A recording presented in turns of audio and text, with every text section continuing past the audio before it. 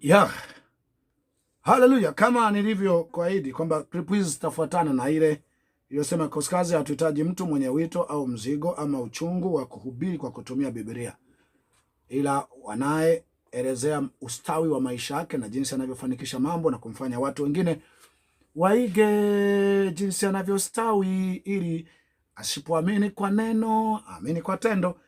Na andiko moja sikusomea kule na kusomea huku katika Warumi, mtu mmoja hapa katika Warumi 15 mstari wa 18 anasema, maana sitathubutu kutaja neno asilolitenda Kristo kwa kazi yangu, mataifa wapate kutii kwa neno au kwa tendo. Sisi watu tunataka watii kwa maneno, kwa matendo. Tukiwaambia na yaweza mambo yote, waone mambo unayoyaweza. Lakini hapa nipo hiyo kufuatilia vizuri kwenye clip ile iliyotangulia. Hapa nipo kukupa clip ama kukupa sababu 5 zinazofanya watu watende dhambi. Sababu 5 zinazofanya watu watende dhambi. Ukiwasaidia kwenye maeneo haya, hautakuwa mkali kuwafanya wasitende dhambi au waache dhambi. Ukiwasaidia maeneo haya, hautakuwa mkali, hautapambana kuwa mkali kuwafanya wasifanye dhambi, kwamba mimi ni mkali juu ya dhambi. Mimi ndio miongoni mwa watu ambao wananijua dunia, najua ni mkali huyu mchungaji, lakini kwa sehemu kubwa ukali wangu ni kutaka watu wayajue haya. Wakiyajua haya, huwa sinaga hata ukali wowote. Kanisa tunashinda tunacheka. Hakuna kanisa wanalocheka, wanalopendana, wanalompenda mchungaji wao, kiongozi wao. Wakiita baba, wanaita ya ukweli, sio waliokariri kutoka dini walizotoka. Baba wanamuona amefiti kuliko wazazi wao, amefiti kwa mahitaji ya mwili, amefiti kwa mahitaji ya ufahamu, amefiti kwa maisha yao ya leo, maisha yao yajayo. Amesababisha kula, kuvaa kwao, kuishi kwao kuwe na mwanga mkubwa mbele yao. Wanampenda kwa hilo. Ni wachache lakini wanampenda, na mwisho wa siku tunapendana. Ni familia yenye raha, ndugu. Familia mliozaliwa mnapendanaje? Ikasome. Mume na mke mnapendanaje? Mkasome. Ni kwa sababu ni mkali kwa uzembe huu na mambo haya ambayo yakifahamika tu mtu atendi dhambi kwa namna hiyo. Jambo la kwanza linalofanya watu watende dhambi, jambo la kwanza ni ukata ama hali ngumu ya maisha. Ugumu wa kupata mafanikio ikiwa watafanya kwa haki. Ugumu wa kupata mafanikio ikiwa ukata, hali ngumu ya maisha. Mtu akiwa na hali ngumu ya maisha na hautafuti kutatua ule ugumu wa maisha, unaishia tu kumtabiria. Bwana anakukumbuka. Utaona mkono wa Bwana 2022. Unapata cheo chako, pokea. Nyumba yako, ndugu. Hivi vitu haviji kwa kupokea. Mali haiji kwa kupokea kanisani. Hadi weka. Unaanza, yani hapa lazima uanze kwanza hadi weka. Uanze smart weka. Unaanza kwanza hadi weka. Kuwa smart weka unakuja baada ya kupitia hadi weka. Zile experience mbalimbali ndio zinaweza kufanya uwe smart weka. Kwa lazima uanzie kwenye hadi weka. Shaka tunaelewana vizuri. Lazima uanzie kwenye kuwa mpambanaji, mfurukutaji. Ndipo baadaye utakuwa na mbinu nyingi. Kwa hiyo sasa, ili uwafanye watu waache dhambi, hebu waonyeshe mfano unavyopambana, unavyofanya kazi hapa na pale kwa haki. Kwa sababu kazi ukizifanya kwa haki, kweli unapata kidogo kidogo, lakini bado utastawi. Waonyeshe, ama sivyo tengeneza kampuni waajiri. Tengeneza kampuni waajiri, ilo kampuni inaendesha mambo kwa haki, kwa waweke pale. Watu wako tayari kuishi maisha ya haki. Hali ngumu na ukata wa maisha unawafanya watende dhambi, wafanye umalaya, waibe, watoe rushwa. Sababu wanaona wewe ambaye unahubiri haki, utakatifu, haki. Unataka kujenga kanisa, unaenda kuwaomba msaada wao wenyewe, unawaita wageni rasmi wao wenyewe, unawakopa wao wenyewe, au wanakusikia kulu nadaiwa, umetoroka hapo, sasa kosi hili unadaiwa. benki unadaiwa, nyumba yako inauzwa, unatoroka mji kwa. Ndio maana watu hawaokoki, ndio maana watu wanasema hapana, afadhali tuendelee kutenda dhambi. Kwa nini watu wanatenda dhambi? Ni kwa sababu ya ukata na kushindwa kujua wataishije wakiacha umaraya, wataishije wakiacha rushwa, wataishije wakiacha uizi, wataishije. Mimi na vijana maaskari, trafiki, kwa polisi wa kawaida, kwa wanajeshi na watu kadha wa kadha. Ndugu, hata mnaonisikia, najua mamlaka mpaka rais, mawaziri, waziri wa mambo ya ndani, waziri wa ulinzi, najua mnanisikia. Kama vijana anayesali kikosi kazi atashuhudiwa, mtamuona, mtaona kuna mali anachukua rushwa, anashiriki kwenye dili, wewe tumia mtu yoyote aniambie, nafukuza kama mbwa, nafukuza kama mbwa. Na wanafahamu na ni waaminifu na najua wako hivyo. Hata mamlaka kaza wa kaza ziliwahi kupongeza kwamba kama anasali kikosi kazi huyu hesabu atawaletea ni sawa sawa. Na binti yangu hata elimu yake ndogo, lakini kila jambo linalotakiwa la siri na uaminifu mahali anaitwa yeye kwenye kitengo fulani, eneo fulani, sio kwenye majeshi, kwenye kitengo fulani, eneo fulani, na wengine kadha wa kadha ambao nimewataja hata kwenye clip iliyopita. Koskazi hatuhitaji mwenye wito wa kuhubiri kwa kusoma Biblia, bali wa kuelezea matendo yake, njia zake, mafanikio yake na ustawi wake. Ni vijana huwa ninawapa mbinu mbalimbali. Ukitoka kazini, hebu fuga hata tung'ombe, tunguruwe, fuga kuku, lima bustani, uwe busy, fanya vya kufanya vingi, ili hata kazi ikiondoka hujapata rushwa. Lakini pia kuna matumizi holela, huwa na wadhibiti matumizi holela. Mengine nitaelezea hapa chini. Matumizi holela ya kununua mavazi, kununua mavyakula mahotelini vya gharama na nini, wanapigwa pini mahali fulani na wanajikuta pesa ile anayopokea mshahara inamtosha. Lakini nimekupa njia ya kwanza, fanya kazi wewe, onyesha watu wanavyoweza kufanya kazi kwa mafanikio bila kutenda dhambi, au watu hawatatenda dhambi. Ama anzisha kampuni, waajiri, wafanya kazi hapo kwa kuwa ni kazi ya mtakatifu, haitendi dhambi, hawatatenda dhambi. Watu wanapenda kuishi bila kutenda dhambi. Ukata wa maisha unawafanya watende dhambi. Ndio maana sasa asilimia kubwa ya mihubiri ni kuikusanya tu misukule yenu, mnaichangisha sadaka, nenda kabarikiwa huko barabarani. Ukidanga sawa, ukiiba sawa, ukitoa rushwa sawa, ukija hapa zilete, mimi nikutabirie kabarikiwe, Bwana akakukumbuke, kabarikiwe. Na ndo maana ina pressure, mnaiombea kila siku, ina pressure, ina kisukari, ina vidonda vya tumbo, macho inatumia miwani. Kwa nini? Au watu hata kama mnasema wabarikiwe, njia wanazoenda kutumia huko nje wapate mali, wapate hela, ni za pressure. Ni za pressure. Ndio maana mnaiombea, mnaiangusha kila siku. Mnaiangusha kila siku, lakini bado magonjwa iko pale pale. Sababu njia ni za pressure. Mimi siangushagi, sitoagi mapepo yale. Mimi nawadhibiti, nawapa maelekezo ya kutenda mema. Hakuna ugonjwa unaokaa ndani ya miili yao. Hakuna cha kisukari, hakuna cha pumu, hakuna cha kansa. Fuatilia ibada zetu, utapata shuhuda kaza wa kaza, ama clip wanazorusha vijana mbalimbali. Clip kaza wa kaza, hakuna cha pumu, hakuna cha kansa. Na sisi tunapona kweli, hatuponi tunogeshe. Msimu mnasema tunogeshe nini? Mtajazia huko mbele. Hatuponi ili kanisani pachangamke. Unapona kwenye jamii, huko jamii na kuona kweli huyu tulijua na kansa, tulijua huyu ana kisukari, tulijua huyu ana pumu, tulijua huyu anatumia miwani, tulijua huyu hawezi haya, lakini sasa yuko safi. Sisi tunapona kwenye jamii, na jamii inatusema tu ile kanisa ndio la kusali. Lakini sasa hatujamaliza ya ulimwengu. Ya ulimwengu unaweza kuyamaliza, njoo tu kanisani na hayo ya ulimwengu. Na binti yangu mmoja ni askari, nikasema wewe anza kwanza kuja, sio acha kwanza kupokea rushwa. Sio acha kwanza kupokea, anza kwanza kuja. Anza kwanza kuja tu kanisani. Uje kwa sababu inawezekana unaweza ukawa unahofia kwamba ukiacha hii kazi utapata shida, kwa sababu hujajua njia mbadala. Njoo hapo utaona watu wanavyo fight, wanavyopigana kwa haki na wanavyostawi, na wewe utasema ya nini haya? ya nini haya?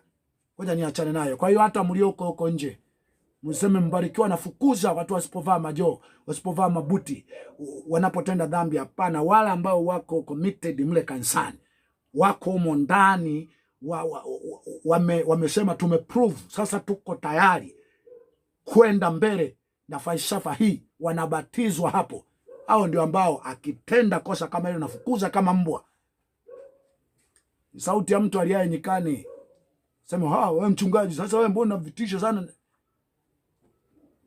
Ni jeshi la ukombozi na utengenezwa. Kuna kizazi kinapita, kinaundwa hapa katikati, ambacho kitakumbukwa katika zamani zote ambazo dunia imewahi iko hapo. Jambo la kwanza, ukitaka mtu asitende dhambi, tengeneza mazingira asiwe na ukata wa maisha, au ajue jinsi ya kula na kuendesha mambo yake kwa uzuri. Hiyo ukimwezesha ataacha kutenda dhambi. Ataacha tu tena kwa raha kabisa. Nimeona. 2, kulala. Tengeneza mazingira, mtu usiwe na watu wanaolala kwa muda mrefu. Analala si mchana, si usiku, kwa muda mrefu, saa 2 mpaka asubuhi amelala. Tengeneza watu wasio wanalala muda mrefu au kukaa muda mrefu eneo ambalo hazalishi. Anavyolala sio muda wote anakuwa amelala. Yaani wewe toka saa 2 mpaka asubuhi saa 1, huyu mtu kalala. Saa 4 mpaka saa 3 asubuhi. Akiamka pengine mchana huyo kaenda kalala, huyo hapana. Huyo mtu atatenda dhambi tu, kwa sababu shetani ndiye naye kwenda pale ulipokaa tu ufanye chochote, lakini Mungu ubariki kazi ya mikono ya watu. Watu wasilale. Usiwe na watu wanaolala. Watu wanalala masaa 3, 4, 5, 6 muda wote wako kupiga mzigo. Hata tafakari ile inayosema nawaza. Uwezi ukawaza vizuri ukiwa umelala. Ukiwa umelala, mawazo yanayokubali ni kuwaza zinaa, kuwaza kuvuta bangi kama ulikuwa unavuta, kuwaza kulipiza kisasi. Mawazo mazuri yanakuja unapofanya hili unashindwa, unafanya hili unashindwa, unafanya hili inashindikana, unafanya hili inashindikana.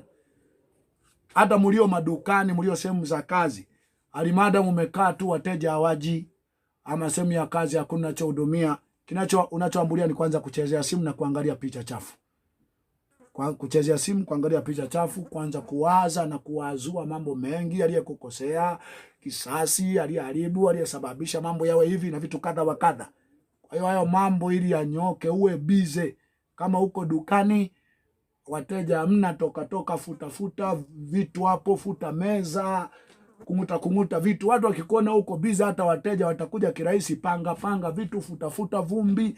We mchana wote uwe bize, ama wakati huo fikiri kazi nyingine itakayokufanya uwe bize. Ni ubize tu unaweza ukafanya usifanye dhambi. Nadhani mnanielewa. Inaingia hii, downloaded from heaven. Hii ni hekima kutoka kwa Baba, sio ya kusomea chuo cha Biblia wala ya kudownload kwa wazungu. Na hii kwa kweli inaongea na roho yako, naona yes. Roho yako inakwambia yes, hata kama utaandika comment ya kunitukana, lakini roho yako inakwambia yes. Huyu anaongea point kabisa. Kuwa busy. Sio kulala masaa mengi. Na ukilala umelala, ukifika tu hivi tap, usingizi. Ukiamka tu tap, dakika 3, 4, 5 usingizi ya uji umeshamka. Hata kama ni saa 9 usiku, saa 10, saa 11, kuna vitu unaanza kufanya pale. Na vitu unaanza kufanya. Ndio maana lazima uwe na kazi nyingi za kompyuta. Ukiwa na simu, si unaangalia walivyofanya watu. Angalia ulivyofanya wewe, watu wanavipokeaje kule, wanavipokeaje. Lazima na wewe uwe ni mtu naye ambaye watu wanashangaa vitu unavyofanya. Nadhani hiyo point umenielewa, kwa sababu najua ina neema kubwa sana, ina neema kubwa sana. Jambo la 3. Kitu kinachofanya mtu atende dhambi, watu watende dhambi, ambacho mhubiri ukiwazuia hicho, ila na wewe umeweza. Ukiwazuia hicho hawatatenda, na wewe umeweza. Unawazuia, wanakuona kabisa na wewe uko hivyo. Jambo la 3, marafiki au karibu na watu wenye mazungumzo mabaya. Iwe ndugu zako, mama yako, dada yako. Unajua kuna uko, tusitengane, tuwe tunakumbukana, tuwe tunatembeleana. Usitembeleane na wavivu. Usitembeleane na wavivu, wala usiongee nao kwa muda mrefu. Katika kitabu gani? Wakorintho wa kwanza sura 15:33. Usitembeleane nao mkaaga hata miaka 3 4 mkisalimiana tu halo ujambo asante. Halo za siku salama. Basi awe dada yako ama mama yako au ndugu yako. Nimekuja kutembelea, nimekuja kuongea sio jirani yako, nimekuja kuongea. Nimekuja nitalala hata wiki. Naambia uje kwa mipango, unakuja kufanya nini? Ujaja kwa mipango basi. Na uli hapa, afadhali niingiliwe na ule, lakini uniache kichwa kiwe free. Kichwa kiwe free. Nakupa password za maisha.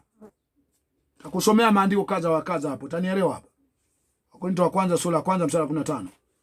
Wakorintho wa kwanza sura ya 15 mstari wa 33. 15 mstari wa 33. Inasema hivi: msidanganyike, mazungumzo mabaya uharibu tabia njema.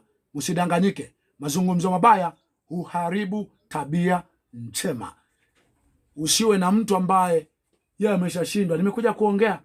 Anayekuja kuongea, anayeongea muda mrefu kwenye simu, amuzalisha mpangi biashara. Unasalimiana tu na kuambiana habari za misiba, habari za kesi, habari za aliyefumaniwa, habari za wanaoumwa. Kuumwa sini mtu anaumwa, pana uhitaji wa 1 2 3 kwisha. Ni mtu amekufa, pana uhitaji wa 1 2 3 kwisha. Unavyo mpe, huna sina, tuendelee na kuchapa kazi, tuvitafute vitu ambavyo wengine wakiumwa tutawatibu huko mbele, tutawasaidia huko mbele. Na hizo kwenye simu maisha muda saa 1 dakika 30 20 unaongea na jitu hilo shindwa. Ongea na mtu akupe mchongo, akupe dili, akupe mpango. Panga mipango ya kazi, maisha, maendeleo. Sio dada yangu nilikuwa naongea dakika 10 20. Ndio bana nimepiga marufuku watoto wangu hata kushuhudia au kuhubiri mambo mema. Usihubiri zaidi ya dakika 10. Dakika 10 ameelewa, hajakuelewa, nenda kachape kazi. Anazitiaga mara moja tu. Akiona pamenoga yanakolea sawa sawa. Lakini amewekewa mzigo, anamwambia ukimuona mtu amesimama zaidi ya dakika 10 mahali, mpige picha nitumie. Jeshi mbio. Unaona koskazi ni hard, ni jitu fulani hard. Navaa mabuti yale na majoo yale ni ili 1 tujisitiri, 2 tubane budget, tusio tunanunua tu viatu tu Mchina, 3 tuwe tunaweza kuingia mahali popote na kufanikisha lolote. Nguo isikulimiti, hapa uwezi au viatu. 4. Kitu kinachofanya watu watende dhambi. Ukiwasaidia hili hawatatenda dhambi. Ukiwasaidia watu wasidanganywe kuwa Mungu atatenda kwa miujiza. Wasaidie watu wajue Mungu, wajue kwamba Mungu hatatenda kwa miujiza. Wajue.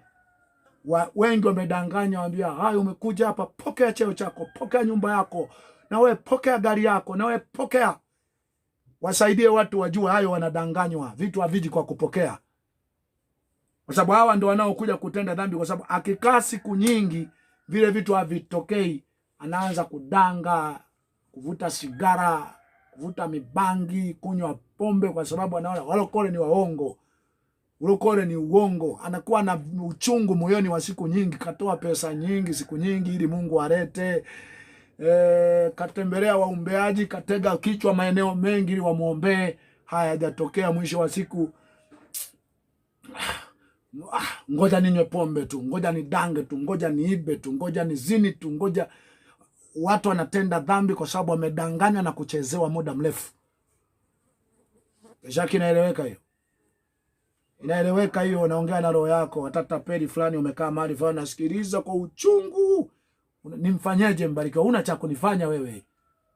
Una cha kunifanya. Una cha kunifanya mimi, una cha kunifanya. Sio rahisi kivyo. Chonga mchongo wote, pangana na mtu aina yote. Una cha kunifanya. Una cha kunifanya. Una cha kunifanya. Una cha kunifanya. Utayaona maandiko mwenye haki hata aibika kama. Nachosema ni haki, na nafsi yako na moyo wako vinasema kweli. Serikali wawe wazungu wanasema jamaa hili ndo la kweli. Vipi bwana? Jambo la mwisho linalofanya watu watende dhambi. La mwisho kwa leo, nalofanya watende dhambi, wasaidie watu wajue jambo hili, wajue mambo haya, hawatatenda dhambi, hawatatenda dhambi. Jambo la mwisho, msururu wa watu wanaokutegemea au kujiona kuwa wewe ndiye uliye na jukumu la kumaliza au kutatua matatizo ya ndugu zako fulani, hususan watu wazima. Kama ni watoto umewazaa mwenyewe, au asiye watunza wa nyumbani mwake ni mbaya kuliko asiamini. Au koma, au pambana, wasome, ila sio wasome private, wasome unazoziweza, wasome shule unazoziweza. Otherwise kimemaliza la 7 form 4 akijafaulu, kinataka kwenda private, kipeleke kwenye mzigo, kapige kazi, kitajisomeshaga mbele ya safari. Lakini wale wadogo wale wakisha wanakula wanashiba, watoto matunzo makubwa ya lazima ni kula. Shule zenyewe hizi peleka za Magufuli, peleka za Magufuli za bure, sio international jinga tu. Peleka za bure hizi, nunua tu daftari, sosi wa kueleweka, maharage yamo ya kutosha, ugali mahindi yamo ya kutosha, mchele wa kutosha, wale. Ila jiondoe kwa yuko dadangu ananitegemea, mama mdogo ananitegemea, mama utakuta mama mwenyewe miaka 60, 70. Yuko tu amekaa, mtoto wangu atatumwa wafundishe wazazi kufanya kazi. Mimi mama yangu mzazi ana miaka 81 sasa. Lakini ng'ombe nalisha, analima mwenyewe. Sasa mimi nilipokuwa naendelea kukua na kupata uwezo, nilikuwa najaribu kumtengenezea mazingira hata mimi nisipotoa chochote, na mama alikuwa pendi vya kupewa. Yuko kijijini lakini alikuwa pendi vya kupewa full time. Alikuwa anapenda apande karanga, apande mahindi, full time alikuwa yuko busy. Ndio maana mpaka leo miaka 81 tuko mbali kidogo, sababu aliniita mchawi. TV Nairobi mchawi. Nasema haya ni uzee, nimekusamehe bure, lakini bila shaka huwezi kusahau wema wangu. Nimekutendea wema wa kila namna. Sasa hivi hata nikikupa chochote utaniita ni mchawi, nataka kukuua au kuua watoto wako. Linaniuma, ndio maana nasema tukimfikishia linauma, mchawi. Lakini ndiye niliyefanikisha, nimejenga nyumba, nimeingiza umemeni. Watoto wake zamani walikuwa wakichangia, wanachangia 20,000 wote pamoja. Mimi nilipokuja nikawa nanunua mchele mimi mwenyewe, nanunua mahindi mimi mwenyewe, nanunua hiki mimi mwenyewe, najenga nyumba bila kuchangisha mtu. Kila ninachokifanya nilikuwa nafanya bila kuchangisha mtu. Mwisho wa siku nilikuwa naonya watoto wake kwamba naona kuna shida mbele, acheni hiki ili mwepuke mauti ilipotokea. Akasema ulijuaje watakufa? Ni wewe ni mchawi, ulienda Nigeria, uliroga, umeua watoto wangu. Sasa mwisho wa siku nikasema kikubwa nishakusaidia. Kikubwa nishakusaidia.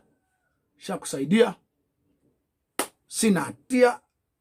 Shafanya, lakini bado nampongeza na fight. Miaka 81 namuona anapanda hiki, analisha ng'ombe, Sasa nasema mama yangu ananitegemea, dada zangu ananitegemea, ndugu zangu ananitegemea. Utaishia kutenda dhambi. Ndio maana wengi wanaenda kufanya umaraya Warabuni, Zanzibar, sui Dar es Salaam, sui Mbeya, najiuza, nasema kuna wazazi wananitegemea.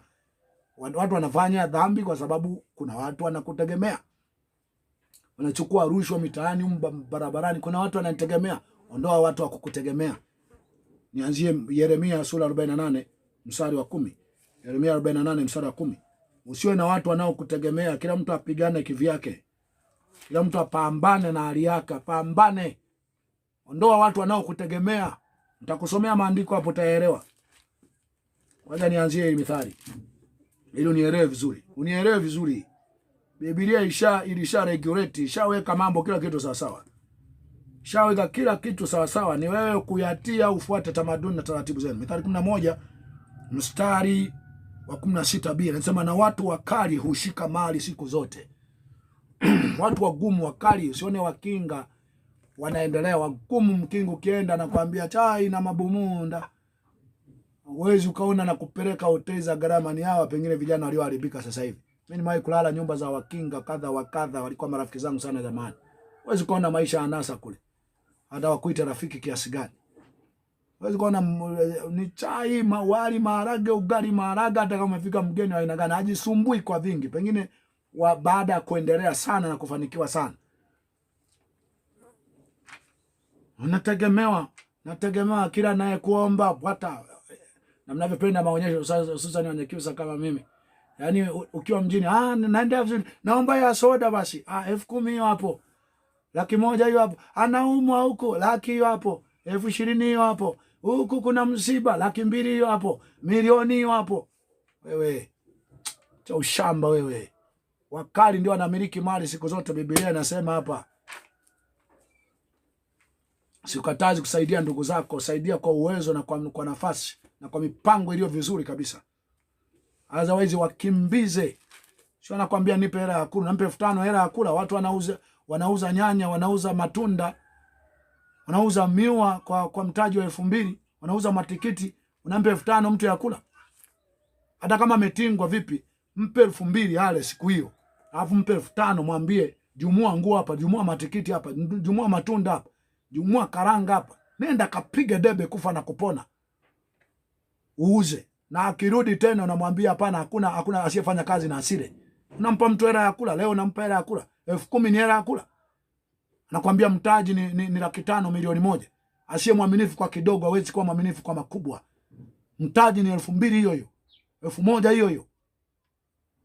Sambazeni ujumbe huu kwa ndugu zenu. Ninaloongea hapa ni jamaa aliogopi mtu. Sauti ya mtu aliyenyikana, tengeneza njia ya Bwana jangwani. Mahali ambapo watu walijua hakuna anayeweza kusema haya kina gaubaga. Mimi nasema na anaingia kwenye moyo wako, hata nisipokuwepo duniani, haya atabaki liliwahi kutokea jamaa la ajabu. Na mnayotaka njoni kanisani upate maarifa haya kwa undani. Kindaki kina gaubaga. Yanachimbuliwa haya. Paka unajikuta roho yako inakwambia yes, mimi naweza nikaishi hivi. Kama sio Mbeya hapa, basi kuna maeneo tofauti. Na sisi tunaamini kokote uliko, hata kama uko peke yako, unaweza kusababisha watu wengine wote waje karibu nawe, kwa sababu wewe ni uvuli wa watu. Kwa hata uliko peke yako, huwa tuna ibada kwenye mtandao live. Unatuona, tunakuona tukiwa Mbeya. Kwa ukiweza shiriki hizo, lakini ukiweza njoo Mbeya, unaenda tayari ambako kuna matawi yetu Songea, Dar es Salaam, Arusha, Moshi, Chato, Mwanza, sijui wapi, Iringa, mali tofauti, Chunya, Kiwira, Tunduma, Sumbawanga, tofauti. Unaweza kaenda huko, wanafanya ibada. Kama ni wengi wanafanya ibada mpaka saa 7, kama ni mmoja tunavyoanza saa 3 huko anajiunga, tunamuona kwenye TV naye anatuona. Kama ni watatu, kuanzia 3 kwenda juu wanafanya ibada yao kuanzia asubuhi saa 3 mpaka saa 5 au saa 6 au saa 7. Baada hapo wanajiunga, tunaanza kuhubiriana moja kwa moja. Siku ya Jumatano wanafanya ibada toka saa 9 au saa 10 kwa kadri wanavyoweza mpaka saa 12 wanajiunga mtandaoni, nitaanza kuhubiri. Mimi naanza kuhubiri muda huo ili niwapate wote. Saa 12 wanaanza, wanaoweza. Wale ambao wanasema ni ibada ya kimwili, ni liturujia, sio utaratibu, wanaondoka wakishafanya ile ambayo alimaarufu naita ya Roho Mtakatifu. Kwa sababu hata kwenye misukule huku mnakopigwa hela, si ibada zinaishaga ukianza saa 9 zinaisha saa 12. Si unakuwa umefanya au ukifanya ile sawa. Kwa hiyo unaiweza kushiriki ibada zetu, karibu ili upate maarifa haya, upate msukumo huu. Yeremia sura ngapi? Yeremia sura 17 mstari wa 5 sema Bwana asema hivi, alaaniwe mtu yule amtegemeaye mwanadamu, amfanyaye mwanadamu kuwa kinga yake, na moyoni mwake amemwacha Bwana.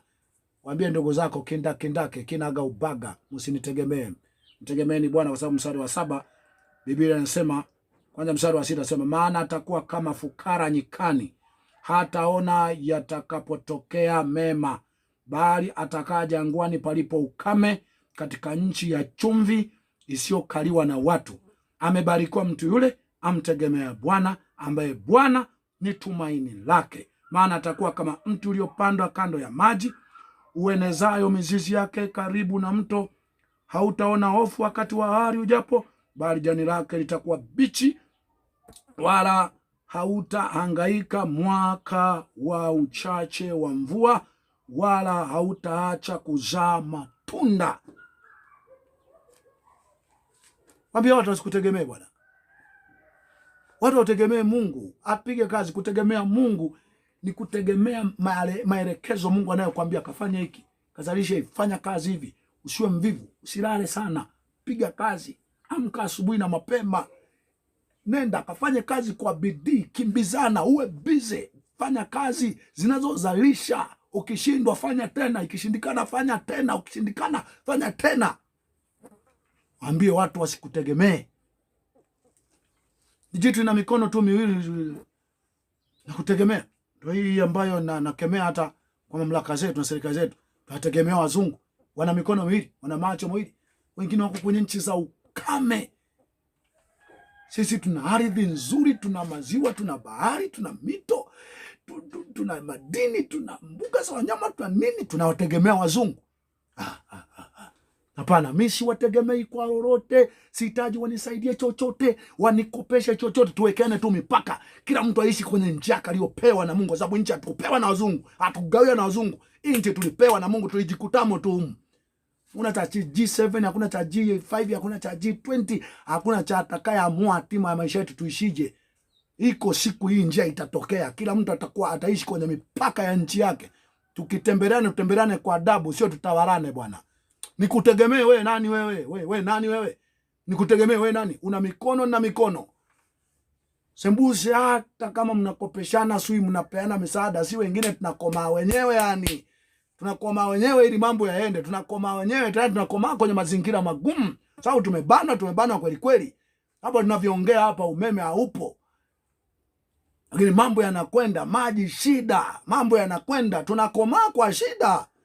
Na uanzishe kamradi kokote, wameshafika TRA, wamekadiria kodi ya kukutosha mpaka unakuta faida yako haviendani na kodi hiyo, lakini unaambiwa ndio utaratibu ulivyo. Vinginevyo jiongeze. Unasema hapana, sijiongezi, kazi itakufa, lakini mimi sifi. Mimi sifi. Nikutegemea mzungu kwa nini? Sifi, nitakuwa tu sugu, sifi. Mimi Afrika hatufi wewe. Hatufi. Na itafika tu mahali mamlaka zetu, roho ya Mungu itawaingia, sababu hatuachi kuomba, hatuachi kusema. Hii ni sauti ya mtu aliaye toka nyikani.